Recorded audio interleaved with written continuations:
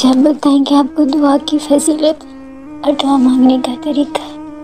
دعا سب عبادتوں کا مغز ہے اور اللہ تعالیٰ فرماتا ہے مجھ سے مانگو میں ضرور عطا کروں گا، اور ہمیں اللہ سے مانگنا چاہیے، ہمیں اللہ سے مانگنا چاہیے اور اللہ ضرور عطا کرے گا۔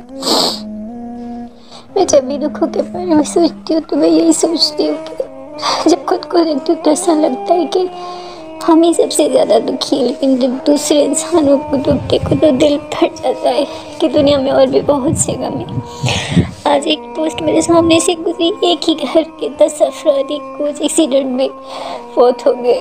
اس میں ایک 2 سال کی بچی تھی اور اس کا باپ اتنا رو رہا تھا، کہہ رہا تھا کہ میری بڑی منتوں سے یہ بیٹی مانگی۔ مجھے بہت دکھ ہوا، بہت تکلیف ہوتی ہے ایسی ویڈیوز دیکھ کے، لیکن یہ بھی حقیقت ہے کہ یہ دنیا ہے اور یہاں پر حادثے ہوتے ہیں، کوئی انسان ہمیشہ خوش نہیں رہ سکتا۔ آئے مل کر دعا کرتے ہیں کہ اللہ ہم سب کو آزمائشوں سے بچائے، اولاد کی آزمائشوں سے، ہمارے پیاروں کی آزمائش، اور جو ہمارے پیارے چلے گئے اللہ ان کی مغفرت فرمائے۔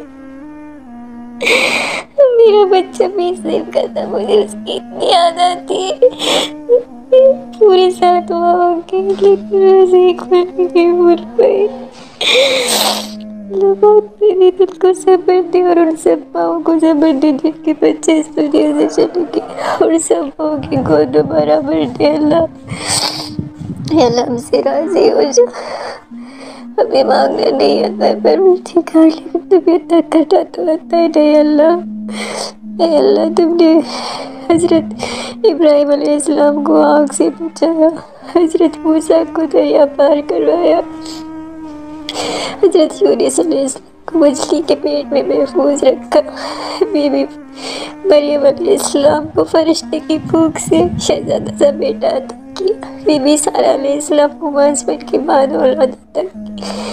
اے اللہ زمین آسمان کو 6 دن میں بنایا، کون سی چیز ہے جو آپ کی قدرت میں ناممکن ہے ہم انسانوں کے لیے؟